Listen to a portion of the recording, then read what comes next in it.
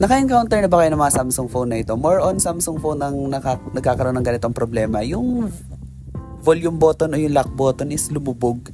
Ganyan. Yung parang hindi nyo na siya maklik. Dati na siya nakalubog. So yun. Parang ganyan.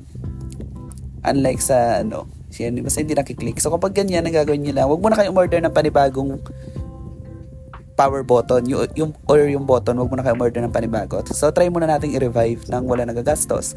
So ang gagawin natin is, yan, i-unscrew natin lahat ng screw. Tapos dahan-dahan lang, be careful sa pag-open. So yun. So may tendency na makrack nyo yung phone, so dahan-dahan. So kapag nabuksan naman, ay sabihin okay na. Ayan. So, yan. Check nyo kung may na-damage ba.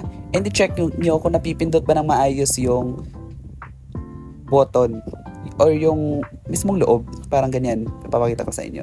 Try nyo kung nakiklik ba yan ng maayos. So, ibig sabihin kapag ganyan, walang problema yung mismong button sa motherboard. So, ang problema talaga is yung nasa middle frame. So, yan. So, napipindot naman siya ng maayos. So, tinesting ko kung may problema ba o wala. So, yan. So, gumana naman. Check nyo rin baka na-damage yung LCD during sa pagbubukas. So, yan, hindi naman. So, mag-proceed na tayo sa housing. Yan, tanggalin nyo yung mismong power button. Yun ang problema. Nadurog na yung mismong pinipindot. So, kapag ganyan, gupapit na ako ng maliit na perasong karton. Ayan. Then, lalagyan ko lang siya ng dikit. No? Yan. Make sure na dapat match yung size. Ayan, kumuha ako ng glue. Ayan. Pwede din namang tape. Ayan, pwedeng tape. Basta as long as maidikit naman siya na maayos, pwede. Pwede rin stick glue, ganun. Basta madikit lang na maayos. Ayan. So, yan, ang ginawa ko. Nilagyan ko lang siya ng konti.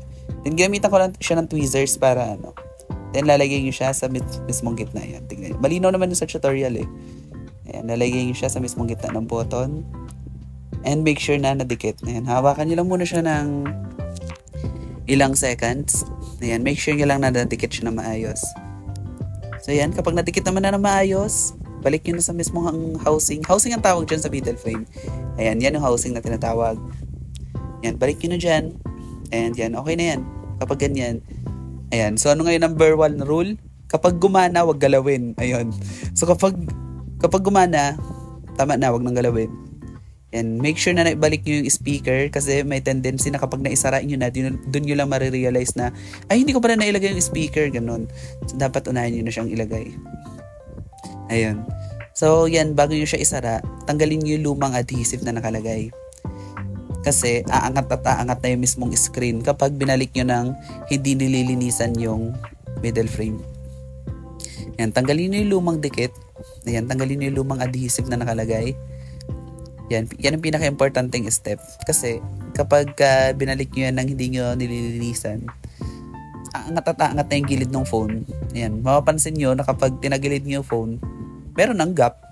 So yan, so importante na linisan yan. Kahit original adhesive pa yung nakalagay, once na nabuksan na ang phone, kailangan linisan. Tapos yan, palitan na natin ang adhesive, no? So dyan palang ginagamit ko yung B7000 na glue. Yun kasi madikit. In my opinion. So, lahat naman yun madikit eh. Sinubukan ko rin yung T8000 na glue. Madikit din. Ayan. Ayan, check nyo muna. Make sure na nandiyan yung speaker since yan na natatanggal. Then, ayan. Sara nyo na. Make sure din na hindi natanggal yung karton na nilagay nyo sa may button. Ayan. Then, okay na. So, yun. So, hindi solution yung bibili agad ng panibagong power button. So, check muna kung mare-revive ba siya. And kapag durog na talaga, tapos meron ng crack o kaya hindi na siya ma-revive, o kaya kusa na siyang natatanggal, doon lang bibili ng bagong power button. So, since yan naman, nadurog lang yung rubber sa loob, and pwede nang palitan ng karton, pwede lagyan ng plastic. So, yun. Pwede. As long as walang crack yung mismong button. And so, naisara ko na siya. So, ayan. Testing natin yun mamaya. Wait lang. So, i-screw muna natin siya. So napipindot naman na ng maayos. So, yun. I-screw ko na. Samsung palang pinakamaraming screw, no? Napansin ko lang. Ayan. So, charge ko muna siya. Tapos, ito testing. So, yan. Final test. Yan. So, kung makikita nyo, gumagana na maayos yung button. Ayan. pinindot ko ng ilang beses para sigurado na gumagana talaga yung power button ng maayos. So yun, so ganun na siya kasimple, diba? Napakadali. So thank you so much for watching this video. Importante lang lagi na be careful sa pagbubukas. So yun, once na gumana, dapat wag nang galawin. Yun, number 1 na rule yun. Ayun, so thank you so much for watching.